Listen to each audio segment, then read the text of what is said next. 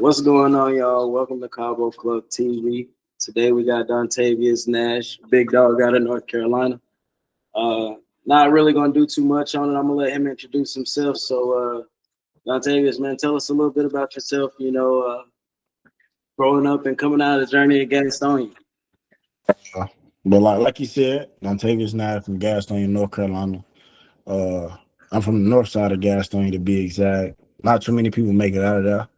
Uh, and I grew up around a lot of drug dealing, killing, all stuff like that. I seen a lot of that every day.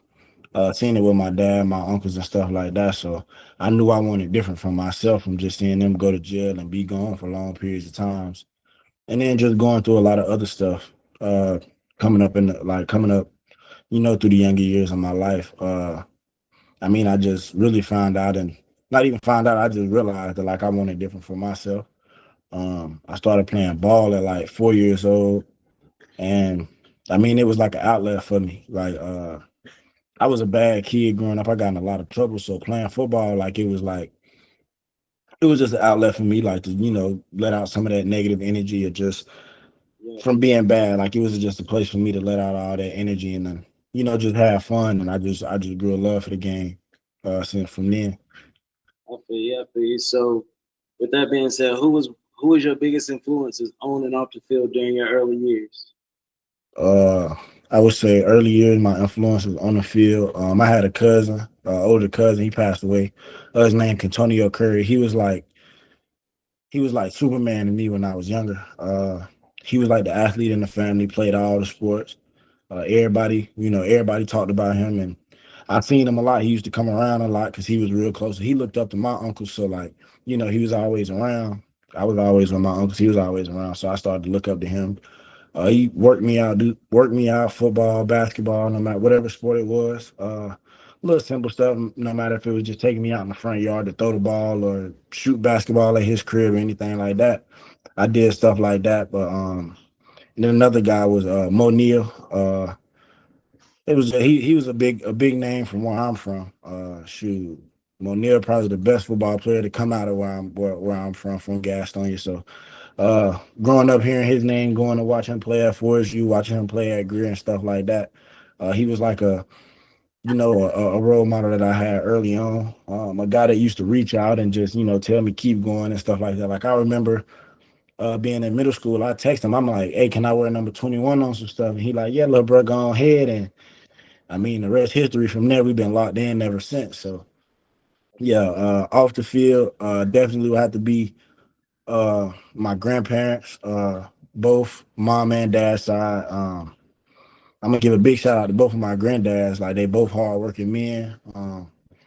They did everything they can to help me have everything I need, so I ain't go down the same road my uncle and my dad then went down. So, big shout out to them. And then both of my grandmas, like early on, like they instilled that discipline in me early. Like I was bad, so I used to get whooped a little bit. So, I mean, yeah, like with them, they just they taught me structure early. So big shout out to them. I would say those would be my role models. I definitely say my uncles too though. Um, Even though they was in the streets, they did what they did. They hustled or whatever. They always made sure that I knew like, this ain't what you supposed to be doing, and pick up, keep playing ball, stay in school and stuff like that. So big shout out to them too. They always kept me grounded, and in the times where I was growing up and I was being bad and wandering and doing stuff. Cause I ain't gonna pretend like I've been no saint my whole life. Like I was one of them bad dudes. Everybody know how it is. You grew up in the hood, you got some hood homeboys, you gonna do some stuff. So Yeah, I done some stuff or whatever. Like I ain't done no crazy stuff, but but when they seen it, they corrected me and was like, nah, this ain't that. Like so that I would say they are my biggest role models and my biggest influence on and off the field. I got you. I got you. So nothing wrong with that. I mean, it is still a lot. You graduate. You Yeah, graduate for sure. in college. You feel me? Yeah. So rolling into the next one, what inspired you to play defensive back specifically? If I'm being honest, like it kind of just happened for real. Like I came into high school, like middle school, I really ain't had no set position. Like I played quarterback growing up, running back growing up, so Those are the two main positions, quarterback and running back. And then I got to middle school. I played mostly running back. I played running back and linebacker in middle school. Then I got to high school. I was like, shoot, I'm gonna go back and play quarterback for real. Went to practice my first practice my freshman year. I'm out there practicing with the JV team. I'm at quarterback, and I really can't even remember how I went. No. Okay, boom. Yeah, they out there talking junk. I'm like, I tell a dude like, bro, you can't guard me or whatever. So they're like, all right, Nash, go to receiver. It's a senior, junior DB, senior DB. Yeah. Went out there, cooked him, whatever. Caught the pass. Like, I bet you on varsity now. You playing receiver. Got him. Cool. So about 3-4 games into the season, my freshman year, I'm on varsity. I'm starting at receiver.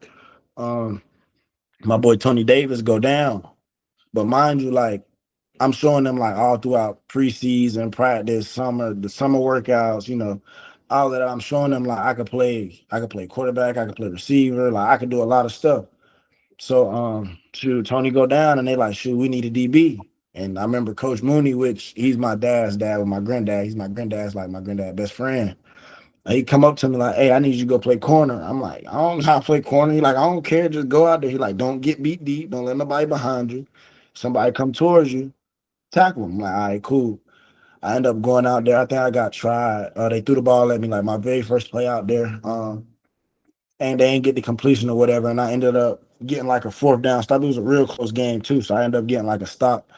And that like solidified me playing DB too. So after that, I was playing both offense and defense. So then I mean it just went from there. Like I mean playing DB, I started off at corner. It was really just like playing receiver. I mean I was playing cover three most of the time. I'm 6 yards off outside leverage. Everybody trying to run go balls. So shoot, now I'm just running beside you. I'm playing receiver. I'm going to attack the ball. So that's really was the main thing. And then I just had a knack for the ball. I could track the ball, and that's what brought all the coaches want me to play DB, but I was really recruited as an athlete. Everybody really didn't know if I was going to play offense or defense. So when I got to UNC, I was just playing defense. So with that being said, what you're saying, UNC, when did you realize you had the potential to take your football career to the next level? I'd probably say for real, like my junior year. Like, granted, I got offers and stuff my freshman year, but like I'm just thinking like, all right, that's just the hype. Like, all right, whatever. But my junior year, yeah, it was my junior year. That's really when I realized, like, my junior year during like my sophomore summer going into my junior year, or like that. I can't really remember, but it was like around the time where you do 7-on-7s and stuff like that. And we really didn't have that many guys this like my junior year, going into my junior year or whatever. We didn't have that many guys. It was like me, my boy Malik. Like skill player wise, it was like me, my boy Malik. We had Zoe Wallace at quarterback. Probably had like Tay Murray.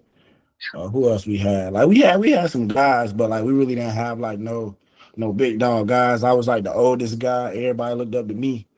And it was just like 7-on-7. Like we want to go play these big teams with these other big recruits, and I'm killing them like receiver, DB, whatever it was. I'm just killing them. Like I remember one tournament we went up there.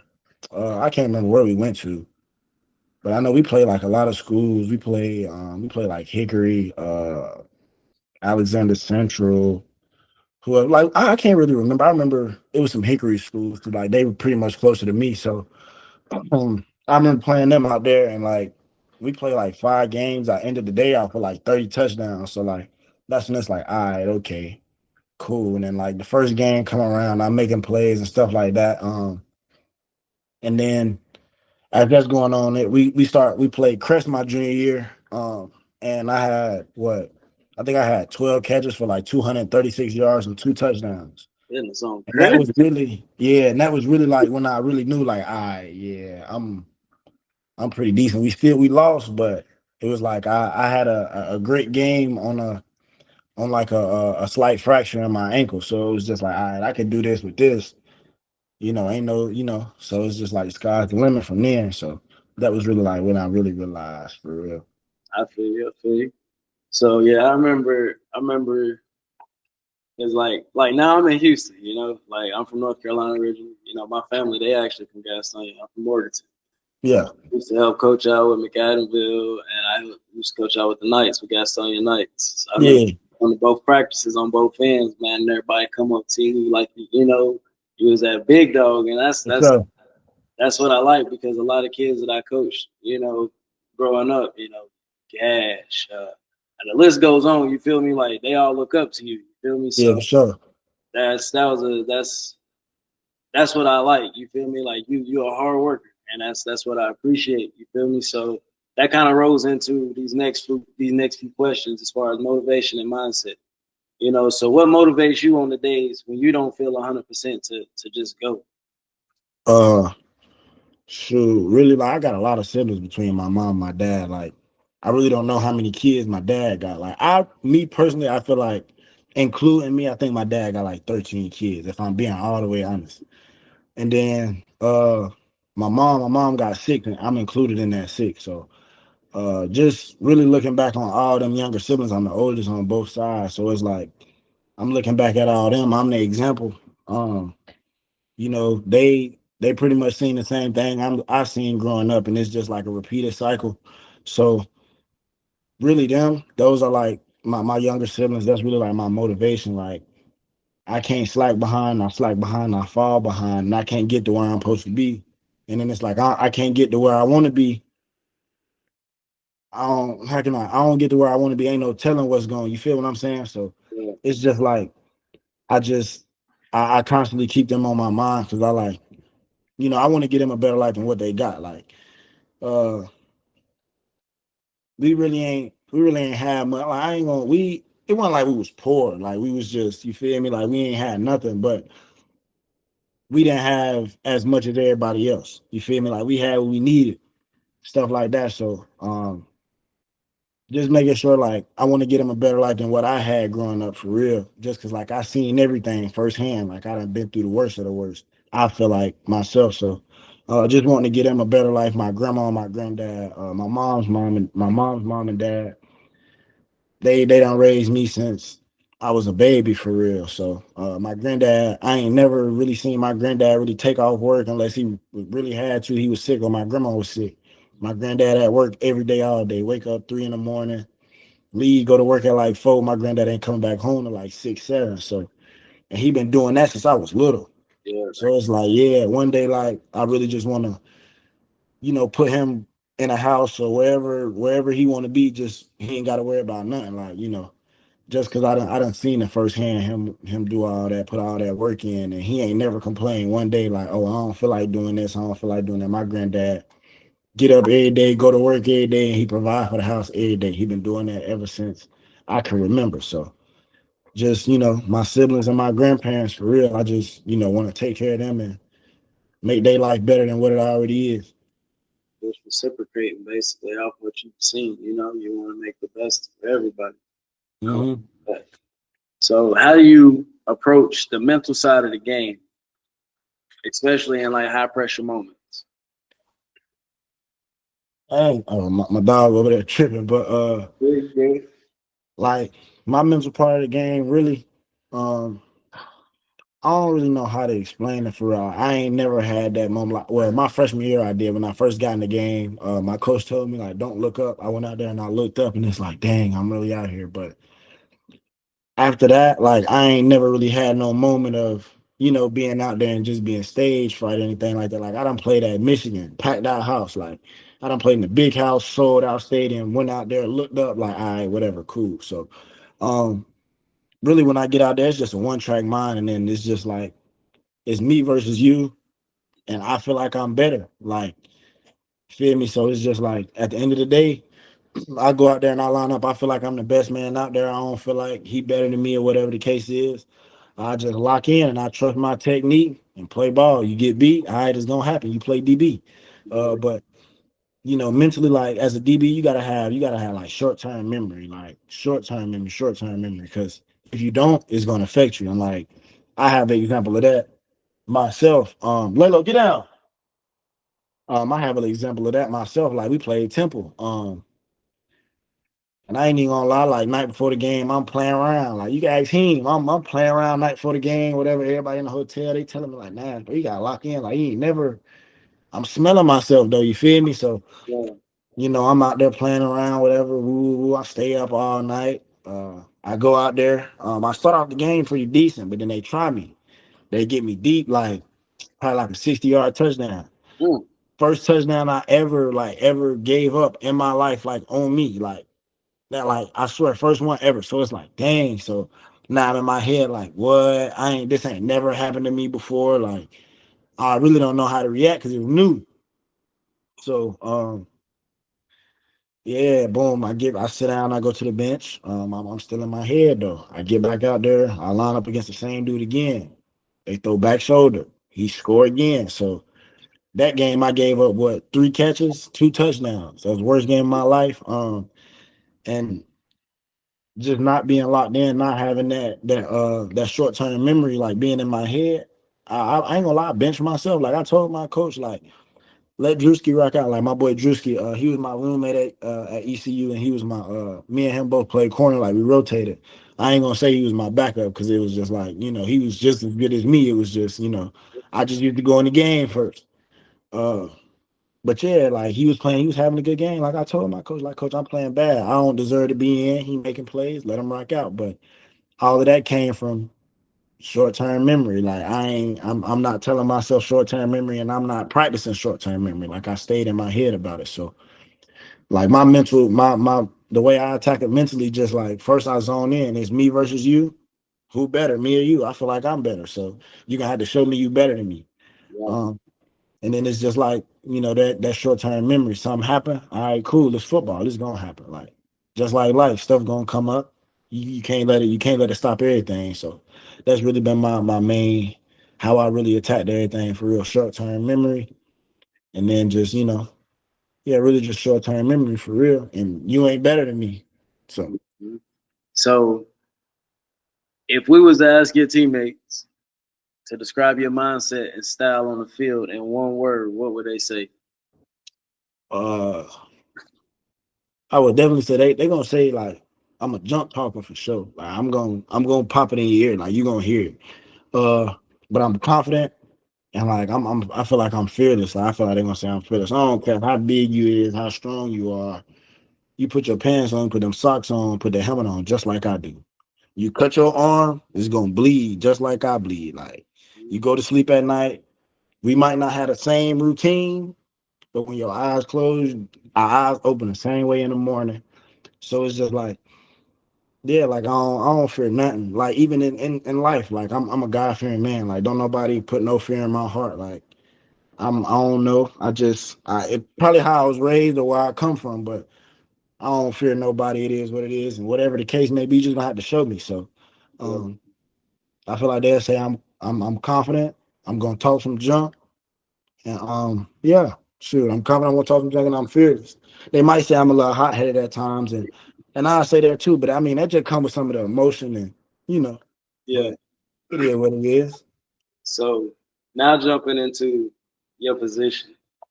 So what do you think separates a great defensive back from a good one?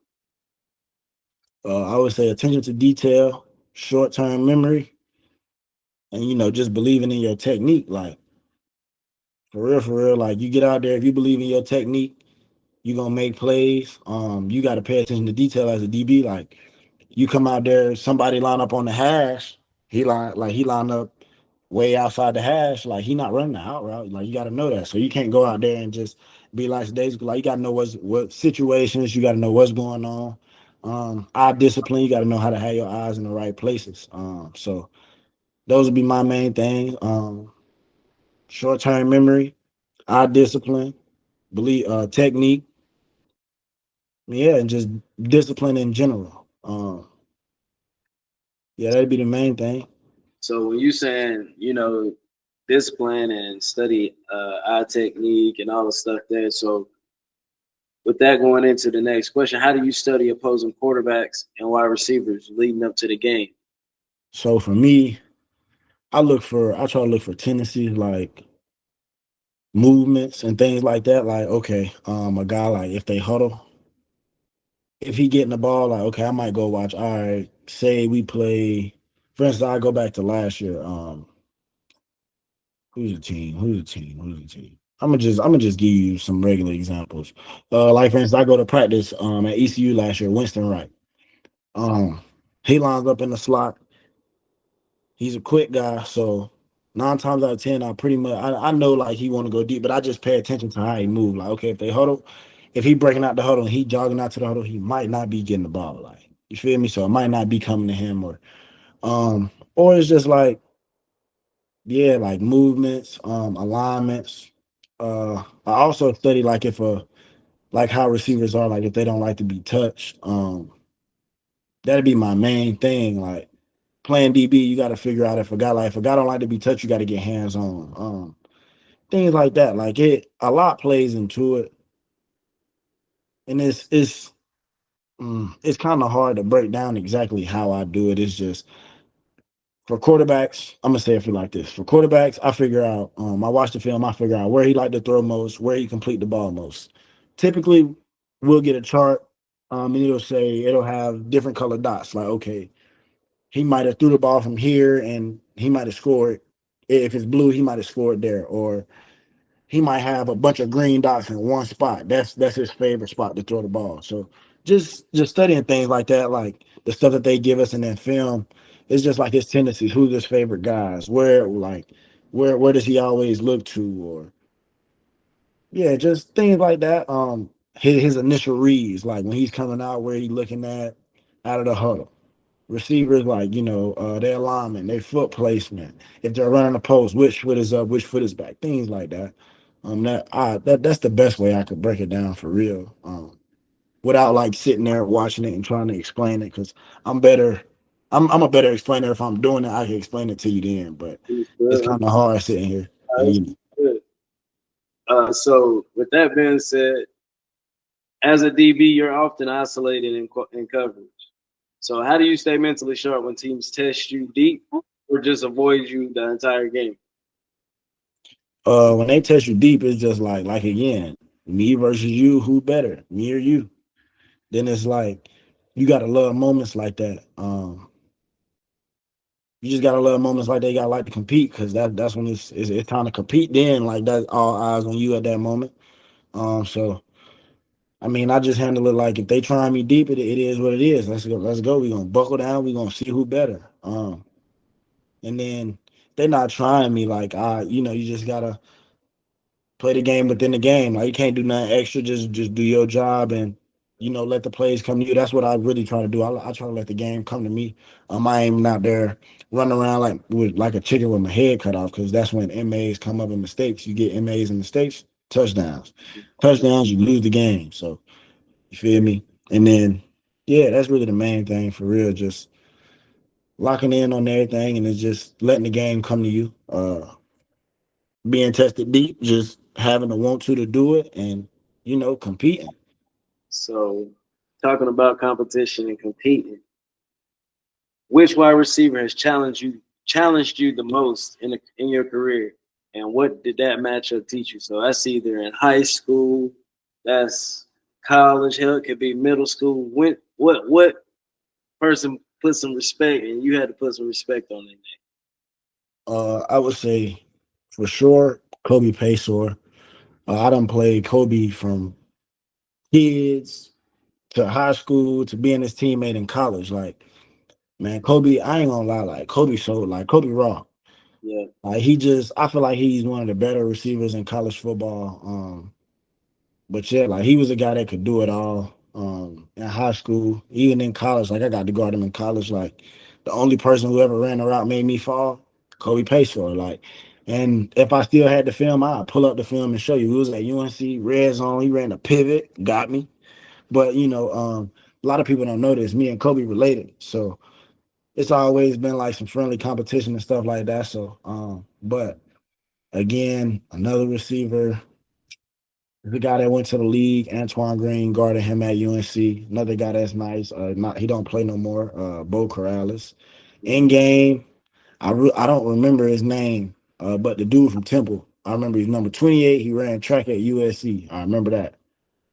yeah, the track speed's a little different on But road route. yeah, that's buddy who scored twice on me. Who else? Who else? Who else? Who else? Who else?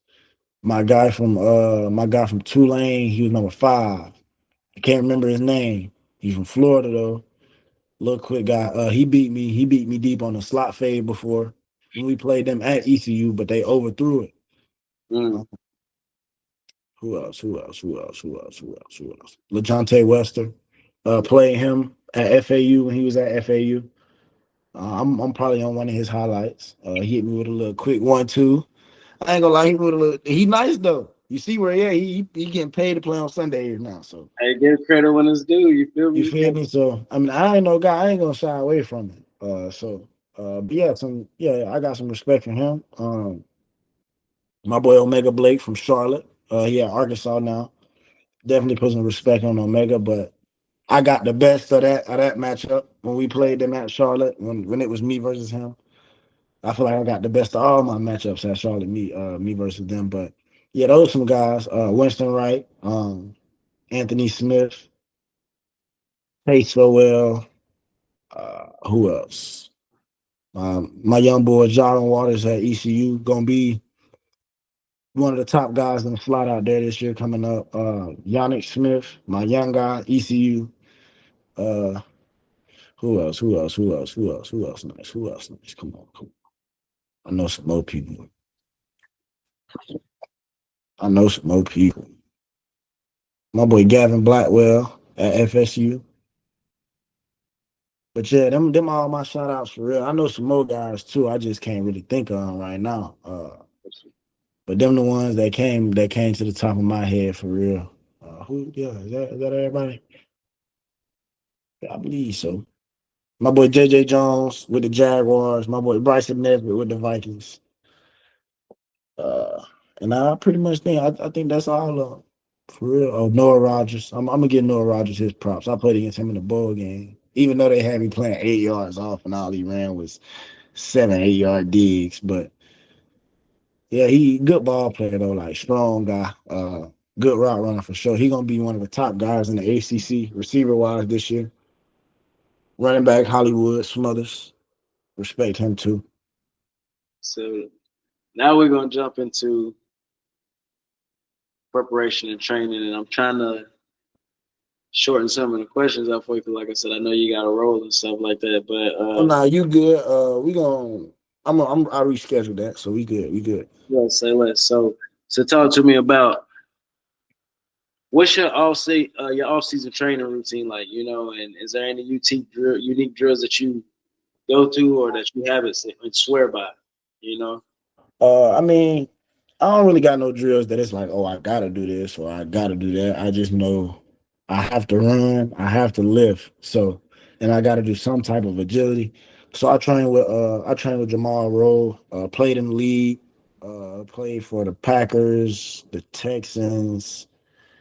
Who else he played for? He played for a few teams. He played in the CFL too.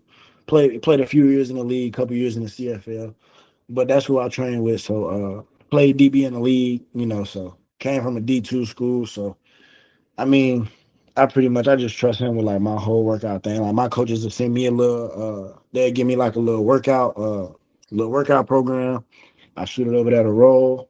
Roll tell me my times that I need to be there and what we gonna do. And usually like this past off season, I'm going there at 11 a.m. I'm leaving 2, 3 p.m. So I'm doing I'm lifting, I'm doing agility, some type of conditioning, and I'm also getting cold tub and a sauna there too. So he got his own gym, he got everything in there. So I pretty much just put I pretty much just put all my trust into him and knowing like he done been there, he done been to where I want to be. So, I'm gonna trust him with what he doing. It's been working. So so with working with Jamal, what part of your game are you more focused on improving this upcoming season? really I would say for me, coming to the Big Ten and this being like a run heavy conference, really just showing that I can get down in there and I can fit with anybody, and also showing that they say Big Ten got better receivers. They say it's better football in general. So really just getting out there and just showing everybody like, look, I can do this. Like I done it. Just because I did it in the American Conference don't mean I can't come up here and do it. Like y'all, if y'all look at the American Conference as less, shoot, I'm just about to come out here and show y'all like, bro, ball is ball. So really just coming to show that I could do the same thing that I did at ECU. I could do it here and do it better here. That's the main thing.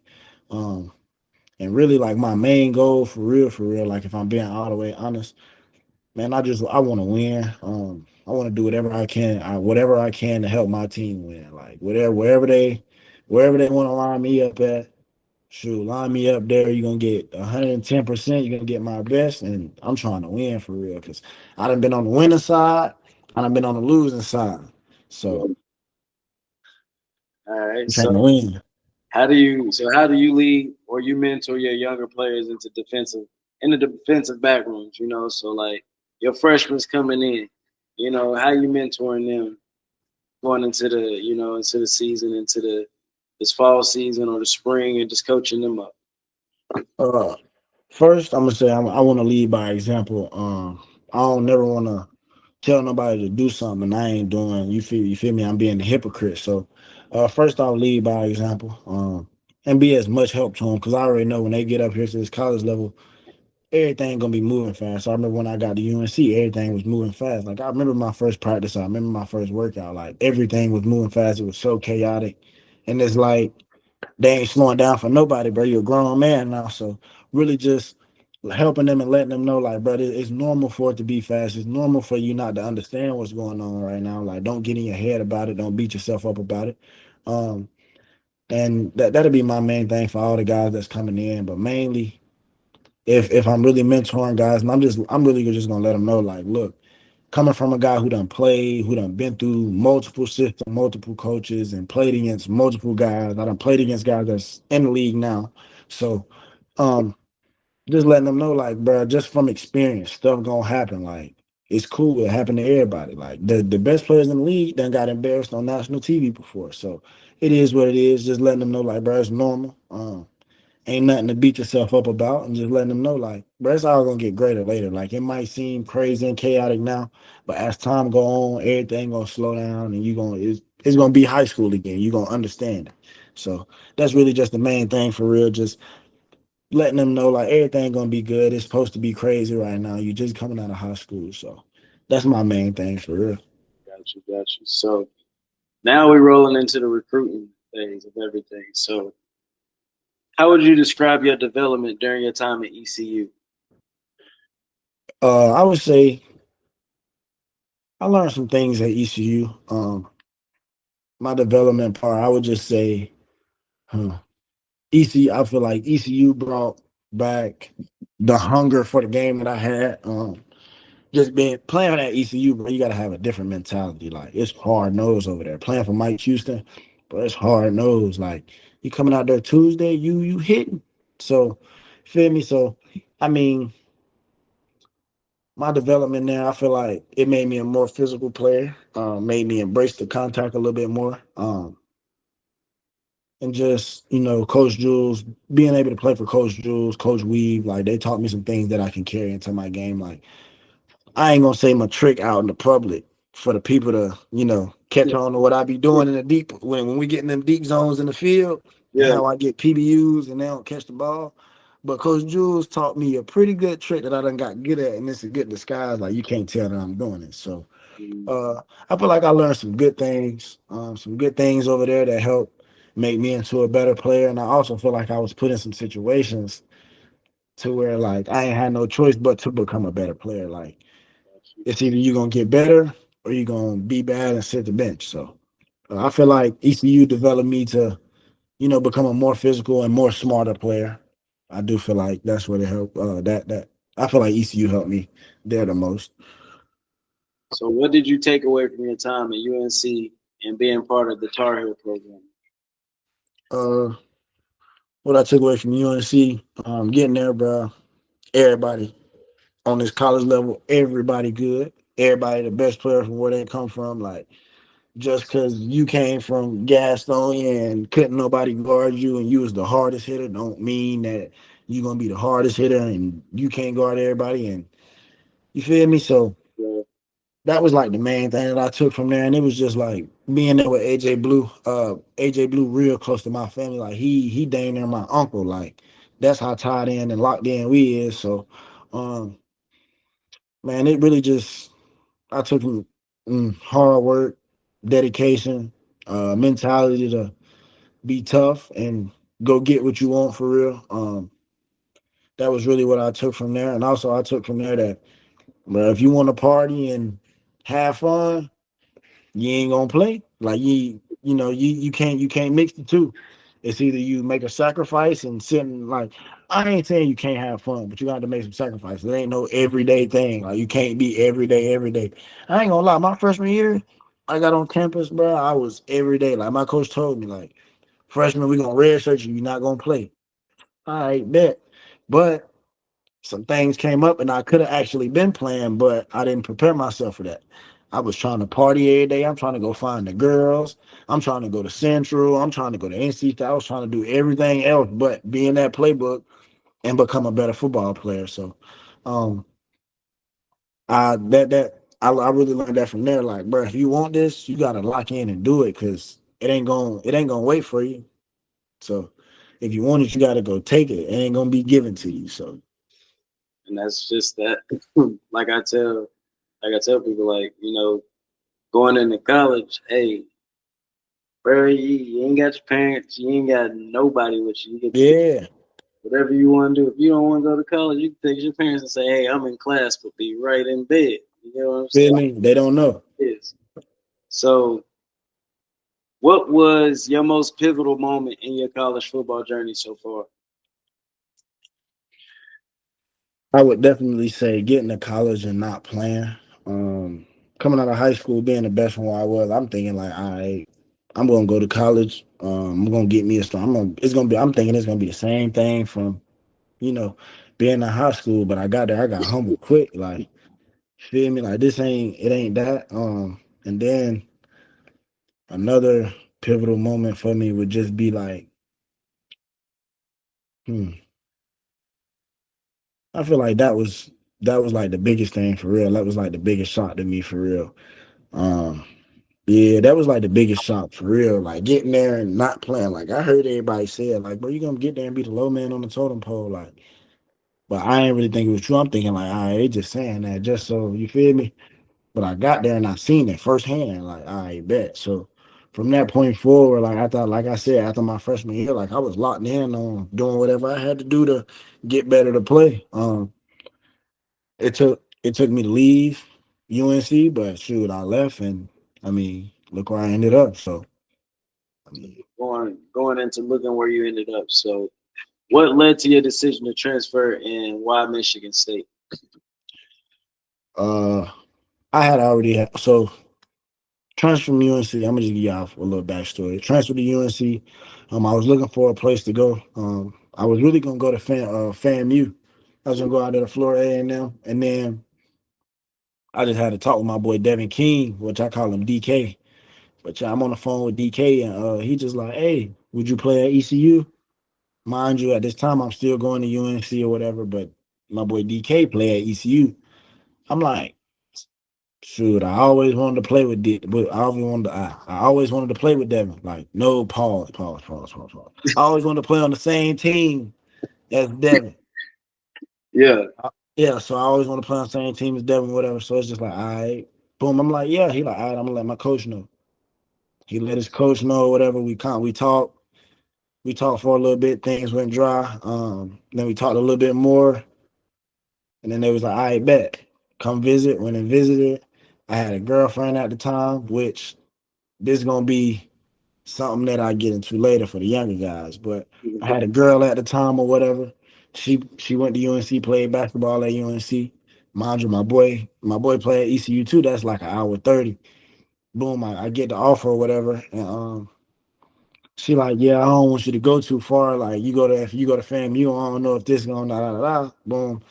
Then it was just like my boy DK already there. So I'm like, all right, bet. My girl don't want me to go far. My boy DK right here. Why not? I go to ECU. I ended up committing to ECU off of the strength of my girl and DK. Man, I get to ECU, bro. I was there for like a month. Me and my girl broke up. Boom. So it's like it is what it is. But like shit, my boy DK still there. So, but yeah, like that was really like my main driving force. That's what really ultimately landed me at ECU. Like if Devin wasn't there and I probably wasn't dating Shorty, I probably would have went to FAMU. But what led to me transferring from ECU, like once I hit the portal, I knew I had 2 more years to graduate. So I'm like, look, I'm gonna come to ECU. I'm gonna do these 2 years. I'm gonna get my degree, and then I'm gonna bounce. Like, and I didn't tell nobody else that, but it was like I had told myself that. So I knew season come around, we playing the whole time. I'm already knowing like this is my last season or whatever. But Coach Houston ended up getting fired. So now I'm like, oh yeah, for sure. I'm definitely gone now. Um, well, I ain't gonna say it was like I was for sure definitely gone, but it's like Yeah, it's now it's really a good chance. And then my DB coach leaves. Now it's like, oh, I'm definitely gone. But mind you, the safety coach I played safety my first year at ECU. He left after my first season there. yeah, I'm still playing safety. They bring in another guy. I get moved to corner like right before fall camp of my second this past season. Like boom, and then he leaves like right before bowl season or whatever. So yeah, like it was just like that's what it was. But it was really just ultimately getting my degree and really getting on for real. Like I knew ECU was my last time being in North Carolina for real. I didn't want to be in North Carolina. I knew that I wanted to get away and experience something different. And then like me choosing Michigan State, it was really just being in the portal. Like I had schools hit me up, but it was like I was really just I was on the team. Like I had some bigger schools hit me up, but it's just like, all right, I'm just waiting on that one spot that actually makes sense. Like yeah, everything got to make sense, and it's like, all right, cool, we can really do something there. And I'm well, I'm talking to schools. It got dry, and then it was between Tulane, West Virginia. It was between Tulane and West Virginia. I'm like this, and we trying to schedule a visit, but they playing with the visit like they ain't giving me no dates. yeah, Man, Michigan State called me like, look, when can you come? I'm like, shoot, my birthday this day. I don't want to be nowhere on my birthday. They're like, shoot, we'll bring you up on the 4th. You visit the 4th and the 5th. You go home on the 5th, be home for your birthday on the 6th. So I'm like, cool. Boom. But mind you, like, I'm talking to coach, like, we've been scheduled this. So, like, they scheduled this some time ahead. But yeah, like, I'm talking to the safeties coach, like, but me and him, like, it's cool. Like, I'm liking what he's saying. Like, he sound like a real good dude. Boom, it come to my attention. He from North Carolina. He yeah, from Durham. So it's like, all right, cool. It's a little connection there. So like now I'm like, all right, I gotta get up there. I gotta go see him. Boom. Get up here. I get up to campus. But like when I got here, it was just like I just had a feeling, like, and I don't know, I just had like a good feeling. So I'm just up around visiting or whatever. Get to the hotel, vibe and chilling. Um, yeah, boom. Visit day come around. I'm going around. I'm touring places. I'm seeing stuff. I'm liking this. All right, cool. It's smooth. I meet with the DC, meet with the head coach, and then I meet with the safeties coach, and it's just like, all right, everything makes like what they say in the line, it all, So how they would use me, they showed me how they gonna use me. They told me on the phone, like, we like how you do this, we like how you do this, we like how you do this. I'm like, all right, cool. So I get to campus, they pull up the film, like, look, when I coached at this place, this guy, same build as you, remind me, like, this is who you remind me of. He in the league. Watch this. And he like, you like, just watch how he move or whatever. Boom. I ain't even gonna lie, bro. Some of these dudes, bro, it's like, dang, it's like me just in a different uniform, but they out there making the plays. Like, and it's plays that I seen myself make. So it was really just a no-brainer for real. My coach from North Carolina. I'm coming into a situation where I can play. And it was just like I love the environment for real. Like I came up here, I visited no players on campus. Like I committed no interaction with no players. I'm up here with straight coaches. Nobody on campus, no people, no parties, no players, like nothing. I'm just up here. Like I probably was the only person up here on Michigan State campus. And it was just like me seeing it and just I just felt like, all right, I'm at home for real. oh, the love. I like that. That's Yeah, no distractions. First off, so you're not being sold some old BS yeah, with a spoon. So I ride with that for sure. I like that, and the fact that they took the time to break down like as an athlete and can compare you to another athlete and what they can do for you. You feel me? Yeah. Well, so I mean, shit, it sounded like they was just more eager to have you. That's why these other schools they've done lost something. You get what I'm saying? Yeah, for sure. I rock with that. So That was going crazy though. so going into the reflection and the advice. So what are your personnel goals at the next level, and how are you preparing to achieve them? Like next level as in the league. Yes, sir. My main goal, is to get to the league and like play some good quality years in the league. Um, my goals there is just, get there, make plays. If it's possible, win some Super Bowls, Pro Bowls, things like that. Hopefully I can get there and put in the work. I can get a gold jacket. Like that's the ultimate goal. That's the dream that I've had since 4 years old. So and for me to get there is really just honing in and being a student to the game, just learning every day, learning something new every day, bits and pieces of the game, respecting the game, and just playing the game the right way. Take is also what I'm doing to get there, taking care of my body, studying the film, just doing all the little things, like all the little things. Cause like in the league, shoot, you ain't got no school, so you got to be on top of your body. You got to be on top of the little things, cause the smallest things can get you cut. So it's just like you feel me. So just really building those habits and becoming a pro now, as to where as instead of waiting until December to try to become a pro. Like you get what I'm saying? So that's really the main thing. Just training myself to be a pro now, becoming a pro now instead of waiting 6 more months and being behind everybody else because everybody else they're becoming a pro now or they've already been a pro. So feel me? So it's just the main thing is just, having that discipline of taking care of my body, eating right, um, living right, doing the right things in my life, staying out of trouble, staying away from staying away from the wrong crowd, being around the right people that can help me, build myself instead of taking steps back or tearing myself down. I feel you. I feel you. So what would an NFL team be getting if they was to draft or sign Dontavius Nash? They're gonna get a hard working, they're gonna get a hard working guy, a team guy, somebody who really gonna do whatever to win. I mean, it don't matter if I'm on field goal block, punt block, kick return, whatever it is, you're gonna get 110%, and you're gonna get somebody who want to win. You're gonna get somebody who's real passionate about what they do, who really care about the game, and yeah, for real, you're gonna get a worker for real. Okay, okay, I feel that. So what's something fans might not know about you that plays a big role in who you are today?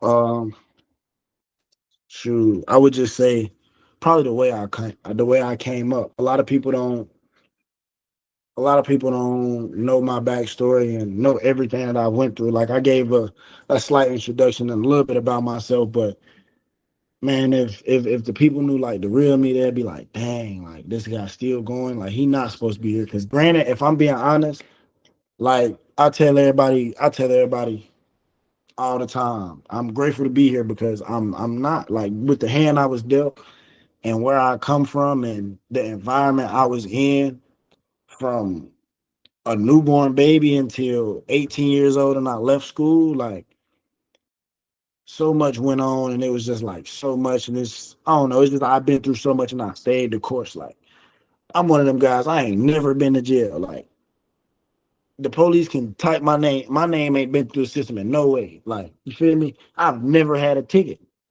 Like I'm one of those guys, I ain't never had a ticket. Like, feel me? Like, okay. Yeah, it's just like I don't know. It's just yeah, where I come from, like it's easy. Like it was easy for everybody else to follow everybody else. Like it would have been way easier for me to go pick up a gun and go grab a pack and go hit the block and do what my uncles and my pops did than for me to go to school. Like it would have been way easier to do that. And it's just like I know those end up two places. Like you feel me? And it was like early on with that, you end up two places, but like early on, like you couldn't have told me like I said before my junior year, you really couldn't have told me like, oh, you're gonna go to college, you're gonna do this. Like you could have asked me like, what you gonna do? I'm gonna tell you, I'm gonna do the same thing my daddy do. Like everything, the same thing you see. what's the name of his day do, I'm gonna do the same thing. Like it's just before I really realized. So yeah, it's just like my background and how I came up. Like I said, I ain't gonna say I ain't got a mom and a dad, but like I said, I was raised by my grandparents. And I ain't even gonna go too into deep about that, but like being raised by my grandparents early on, it was really just for one point, it was just my granddad. Like my grandma went around for a little bit, so without going too deep, it was just like some people who know they'll know, but it's just the way I came up, and it's just like, dang, bro. And I'm pretty sure you probably know what I'm talking about. So it's just like dang, like he really done beat the odds. Like people tell me all the time, like, I go home, I might see somebody who know my uncle, and they be like, "Look, bro, like you couldn't have told me in 2013 you was gonna be this. Like I would have thought you was gonna be out here slaying lines, doing this, that, and the third, like your homeboy." So just like my background, I would say a lot of people would be amazed by me, like, cause they ain't really. I'm not even gonna say they ain't really had a they ain't really got the chance to really get in and get to know me. And plus, I don't really open up like that. Like just off of how my background is and how it is where I'm from, you open up to somebody, shoot, the whole town know your business. So it's just like just the way I came up and how like I stayed on track, and I ain't had like. Feel me? I ain't had like one legal hiccup, like one instance to where you feel me. So that would be the main thing. If people actually knew like my upbringing and exactly what I went through. Like for instance, I done slept in the car for a week straight. Like it done been some stuff like that. Like I done had to go get dropped off at my cousin's house because my deuce got put out. We ain't got nowhere to go. Feel me? Like so stuff like that. Like When you put yeah, yourself up for a challenge, it comes with a lot, bro. yeah, for sure.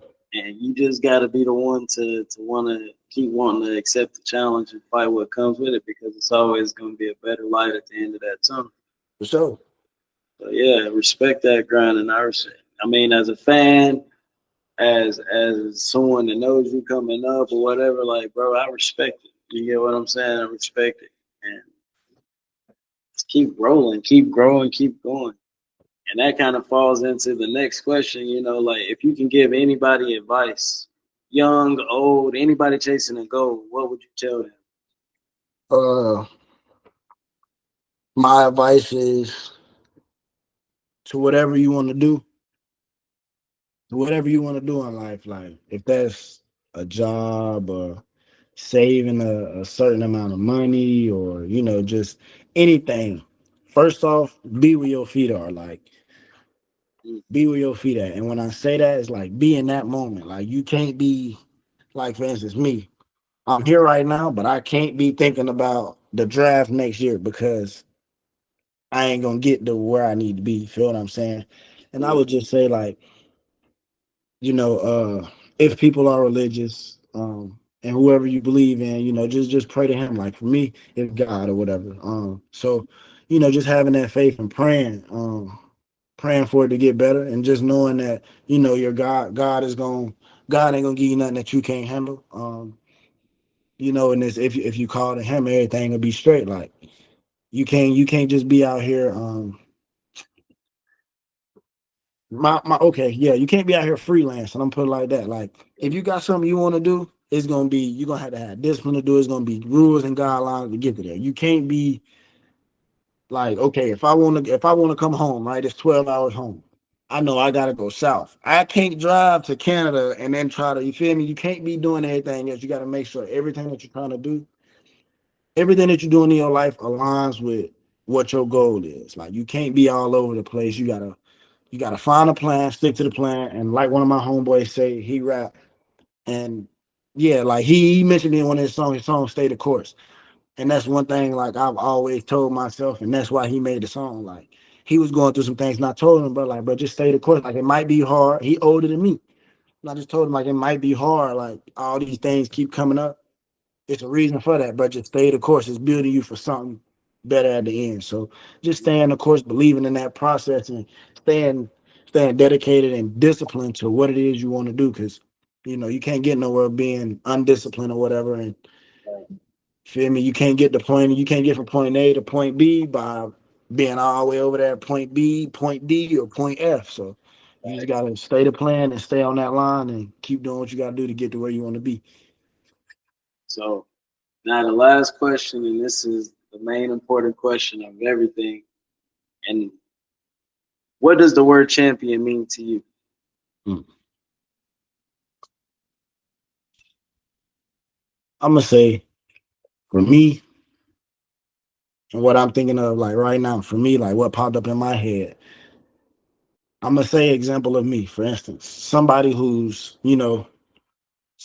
a goal or yeah, somebody who has a goal or a group of people or a group who has a goal and they're attentive to that goal. Like they're doing whatever it is to get to that goal. Like me, for instance.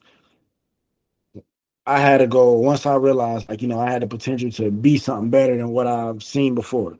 I made a promise to myself that all right, mom, I'm gonna stay this course. I'm gonna stay the course. I'm gonna do everything I gotta do to get this degree to graduate. Boom. So I done everything I could, and so many things was thrown at me in that process. So really, somebody who has a goal and they stand for that goal and they don't let nothing knock them off track. Like for instance, I'll say me. Like I had so much from 2021 to from January 16th, 2021.